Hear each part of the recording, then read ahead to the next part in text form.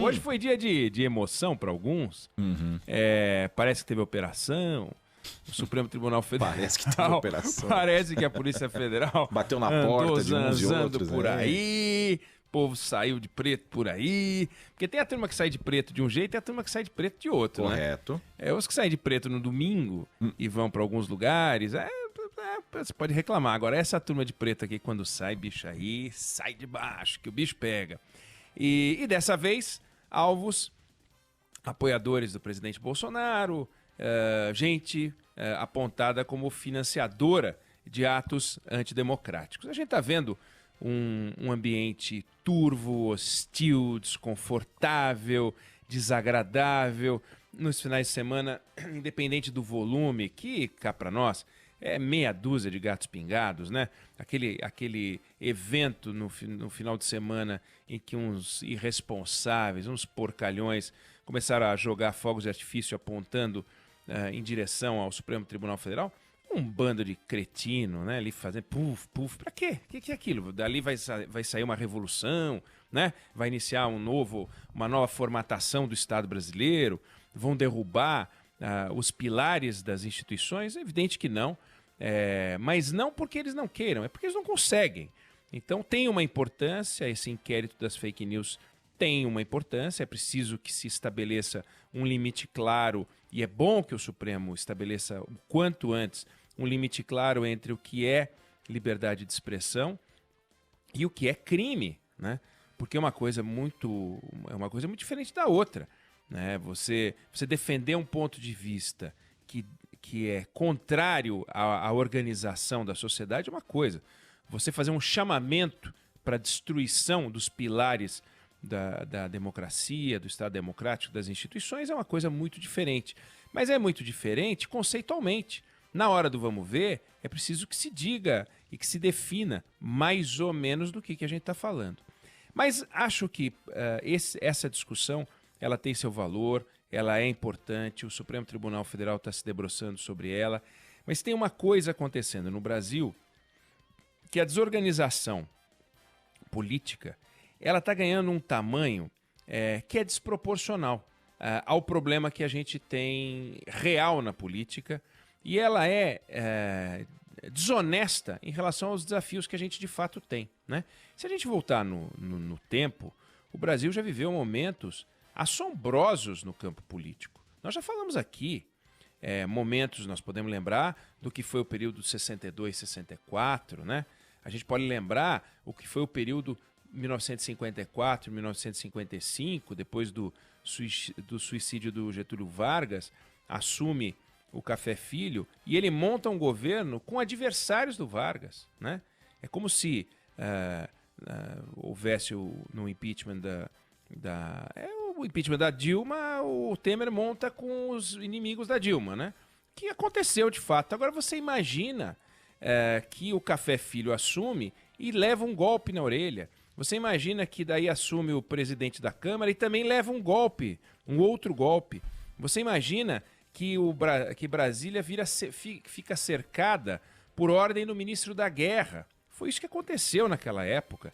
Então, você teve momentos de profunda tensão, teve bombardeio, teve uma confusão, porque o presidente do Congresso aprova, quer dizer, o ministro da Guerra, sobre a orientação do ministro da Guerra, o Congresso aprova o impeachment do Carlos Luz para o exercício da Câmara. Ele era o presidente da Câmara, ele é deposto, assume o presidente do Senado e o Carlos Luz ele foge do Rio de Janeiro num cruzador, e quando ele passa o Pão de Açúcar na saída da Baía da Guanabara, os canhões começam a disparar contra a embarcação. Quer dizer, isso aconteceu no Brasil, parece uma cena de filme.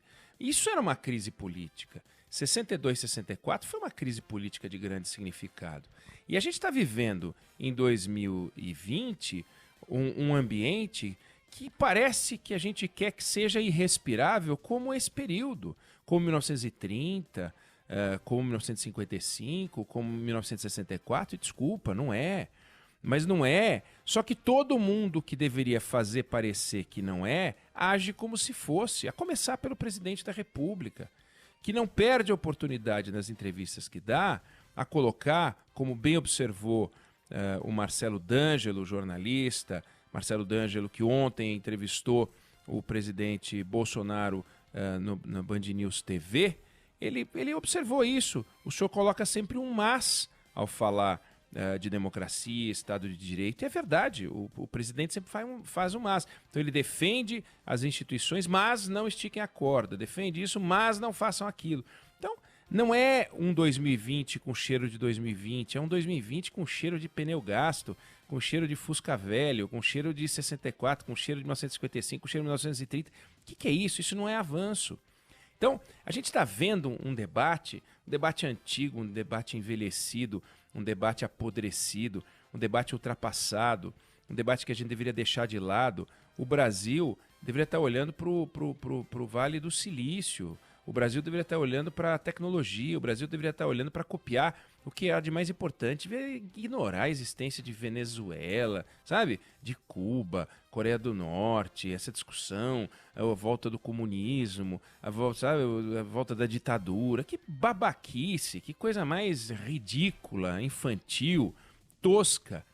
E o que é pior, a gente vai supervalorizando esse debate político de pequeno significado e deixando de lado os grandes problemas que afetam a economia nacional. Quer dizer, por que a gente viveu grandes crises no Brasil? Por falta de dinheiro. A gente viveu grandes crises por empobrecimento, a gente viveu grandes crises por queda de preços, por subida de inflação, por subida de taxa de juro, por explosão do preço dos combustíveis. É isso que arrebenta uma nação. E a gente não pode querer arrebentar a nação por causa de bobagem, a gente se perder por causa de uma bobagem. Tem coisa importante na praça. Veja, ontem o Felipe Bueno e eu entrevistamos o Mansueto Almeida, o secretário do Tesouro Nacional, que está deixando o cargo, já se sabia, vai assumir o novo secretário. E ele disse com a maior simplicidade: no ano passado nós tivemos um déficit da ordem de 60 bi, rombo nas contas públicas. Esse ano o déficit deve virar os 700, talvez 800. Opa, 12 vezes, 13 vezes mais, podendo chegar a 1 trilhão. Era para fazer isso? Sim, era preciso fazer, porque você tinha que ajudar as pessoas, auxílio emergencial, não dá para deixar as pessoas na fome, óbvio, não pode deixar as empresas, mas vem cá, nós temos que pagar essa conta, né? Como é que a gente está organizando o Estado para pagar essa conta? Com essas briguinhas ridículas entre poder executivo e poder legislativo, entre poder judiciário e o poder executivo, com provocações de tudo que é lado. É assim que a gente vai pagar essa conta? Não, assim a gente vai aumentar o tamanho dessa conta.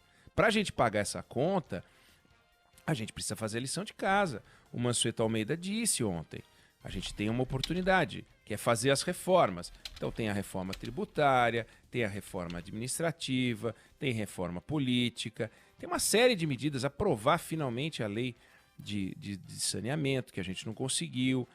Pergunta se certos países, como por exemplo, olha o que está acontecendo nos Estados Unidos. Uma grande confusão provocada por atos de racismo, né? E o que está acontecendo em alguns lugares? Rapidamente, reforma das polícias. É uma resposta demagógica? Não sei, vamos aguardar para ver como é que vão ficar essas reformas da polícia.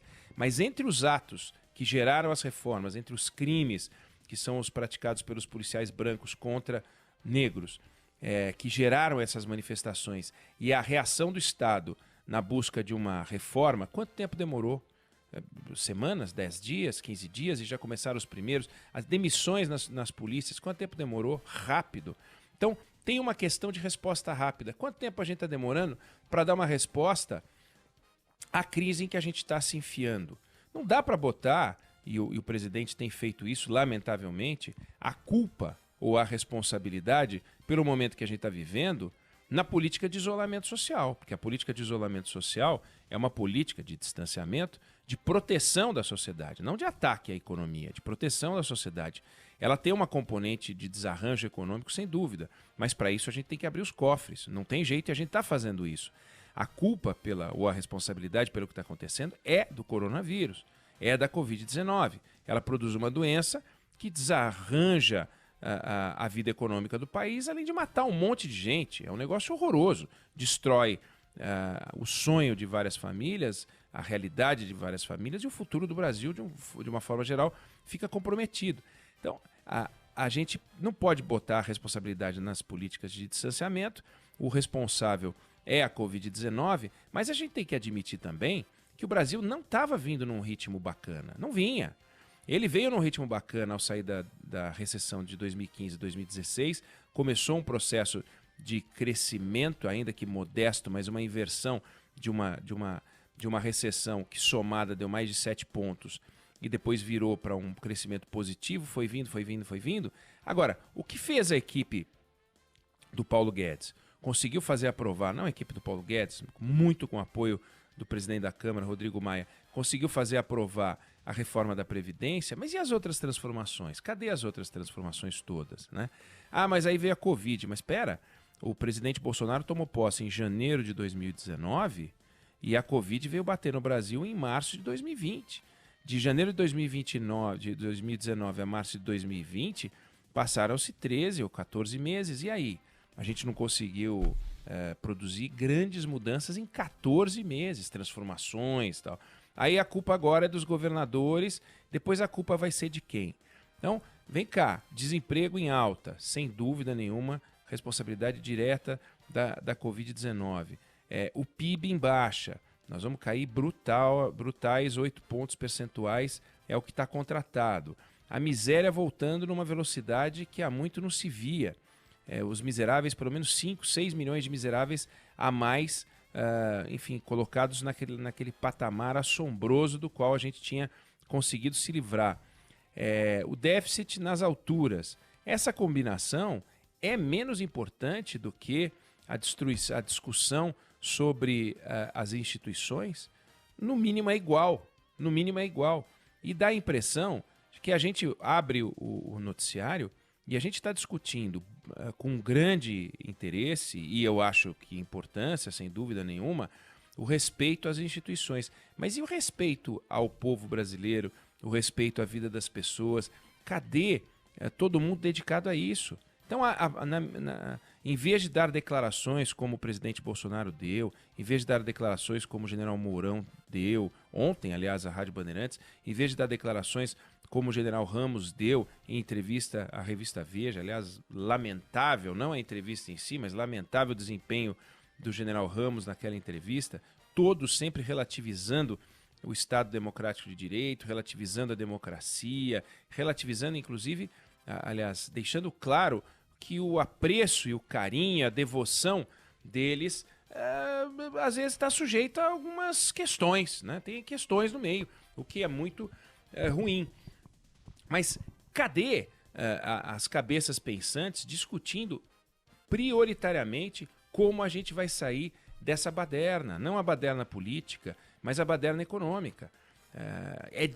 As melhores cabeças têm que estar discutindo o maior dos problemas. E o maior dos problemas é esse. A gente tem exemplos, a gente sabe que nós estamos vivendo a maior crise econômica desde 1930. Mas nós não estamos vivendo a maior crise política desde 1930, ou a maior crise política desde 1955, ou a maior crise política desde 1964. A gente está vivendo um momento tenso. Mas é uma tensão porque a gente quer. É uma tensão porque o presidente da República quer, porque o governador de São Paulo quer. Não vou nem falar o governador do Rio, que agora está às voltas com outro tipo de problema, porque tem que se explicar para a polícia. Mas é um desejo de puxar corda para chegar bem em 2022, para se reeleger. É uma discussão pequena. Todos estão querendo se posicionar. Eu quero estar mais à direita, eu quero estar mais à esquerda, eu quero ser a alternativa racional, eu quero continuar a ser a alternativa do antipetismo, já eu quero ser o antibolsonarismo, e fica todo mundo se plotando, se posicionando, se armando para o processo de 2022 e os brasileiros estão em 2020. Não parece que está havendo respeito por parte das pessoas, e a gente está discutindo o respeito às instituições, mas não está havendo respeito ao brasileiro, o brasileiro que precisa acordar, buscar seu pão, o brasileiro que precisa voltar para casa e saber que vai conseguir ter algum dinheiro para o mês que vem. A situação está muito grave aqui e a gente está valorizando demais uma tensão política que pode ser diminuída, basta que as pessoas de bem ou as pessoas que não estão se comportando como se fossem de bem usassem a cabeça um pouco mais.